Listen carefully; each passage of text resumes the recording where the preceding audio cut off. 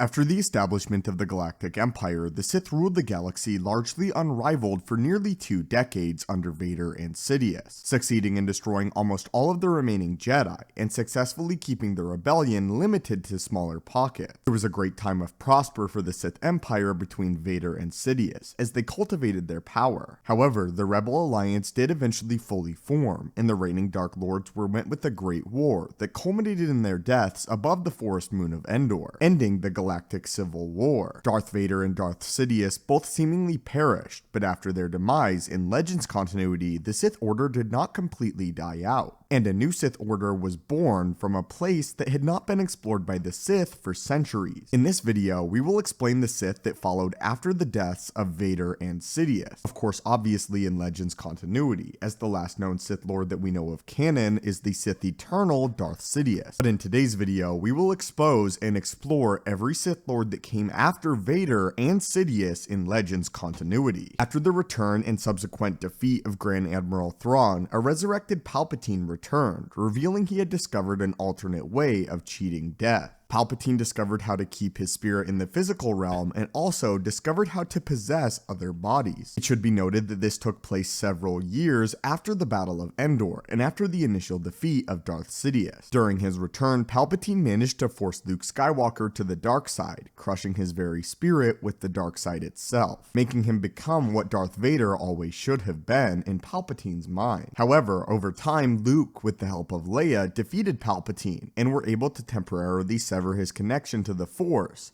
at which time he was consumed by his own power. Following Emperor Palpatine's second and true death, the Emperor's hand and prize student of Darth Vader named Lumiya survived the defeat of her Sith master. Lumiya would later return to exact revenge against Luke Skywalker for killing Sidious and Vader. Lumiya had been trained again by Darth Vader, initially as an Inquisitor and an Emperor's hand, but eventually would grow to consider herself a fully formed Lady of the Sith. While Lumiya was powerful, her abilities in the Force were utterly outmatched by the growing power of Luke, and thus, for a time, she retreated into the unknown space, nowhere near the power of the son of Vader. However, Lumiya would return. Across the galaxy, another group of Sith stirred, after feeling a great light side tremor in the Force, which they determined to be the growing power of this Luke Skywalker. This cult, known as the Tribe of the Sith, was a breakoff of the ancient Sith Empire ruled by Naga Sadow, and because of their differing views from the more recent Sith, their numbers were many, as the rule of 2 had never been established among the Tribe of the Sith. Palpatine had always considered the Tribe of the Sith pretenders, but we'll count them on this list anyway. The Tribe of the Sith attempted to kill Luke Skywalker, making it their ultimate goal and focus of their order, but they were attacked by the entity known as Abeloth in the process. Luke then proposed that they work together to destroy the entity, and for a time, the Sith and the Jedi worked in tandem. Secretly, the Tribe of the Sith intended to enslave Abeloth and use her power to conquer the galaxy and destroy the Jedi. During a battle with Abeloth, the alliance was broken and the Sith betrayed Luke and his son, Ben. However, with the help of another rising Dark Lord of the Sith, a true Lord of the Sith, Luke was able to defeat Abeloth as the Sith were scattered. After defeating Abeloth, this mysterious Sith, who Luke had only described prior as the Dark Man, revealed that although the Sith may not be united now, they would soon be,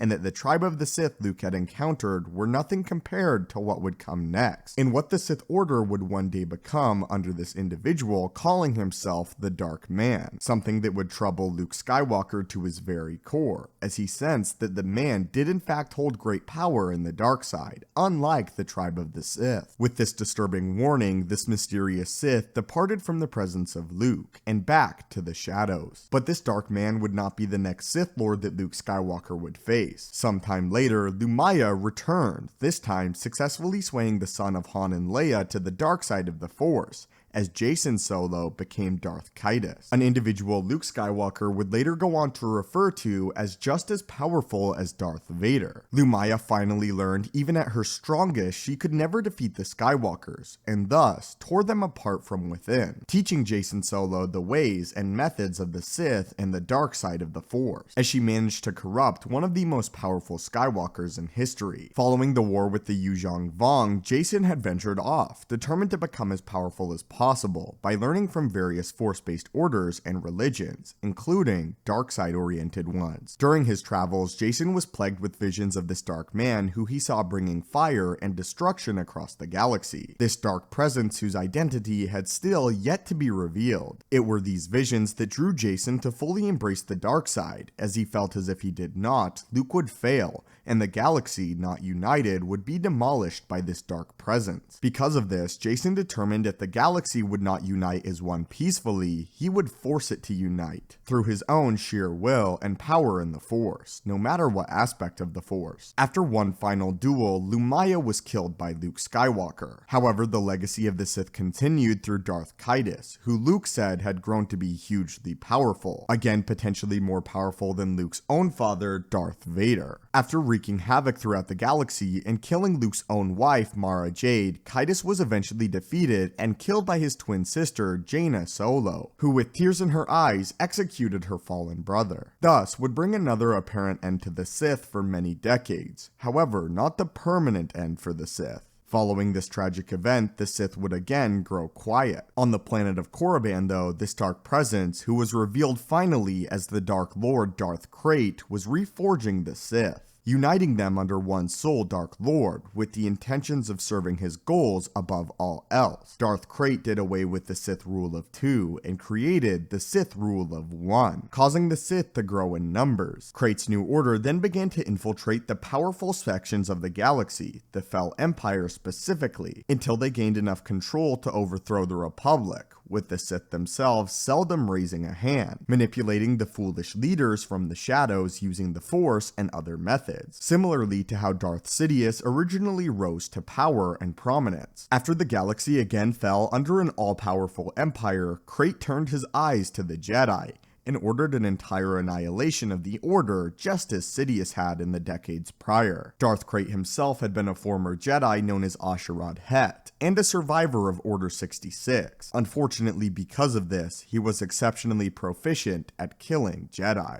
After a hugely successful purge of the Jedi, few remained, and Krayt focused on his final victory. With all of his forces, he marched upon the Emperor Ronan Fel, who was his former ally, and slew him on the steps of his throne, claiming the chair as the new emperor. Krayt would rule as the illegitimate emperor for some time, but eventually his old age and sickness caused him to attempt to prolong his life, and eventually the surviving Jedi Padawan, Cade Skywalker, would defeat him. However, the rule of Darth Krayt should not be understated, as he was in fact one of the most powerful Sith Lords in galactic history, and just as Jacen Solo had seen in his visions, he nearly destroyed the Jedi Order and the galaxy yet again. Following the death of Darth Krayt, the Sith fell under the command of Darth Nihil, who ordered all of the Sith into hiding. After it was discovered the Sith had again spread throughout the galaxy in hopes of attaining power and established governments and organizations, but this time on a much larger scale even than with Krayt. However, without the presence of one truly gifted Dark Lord, the Order crumbled as they were discovered,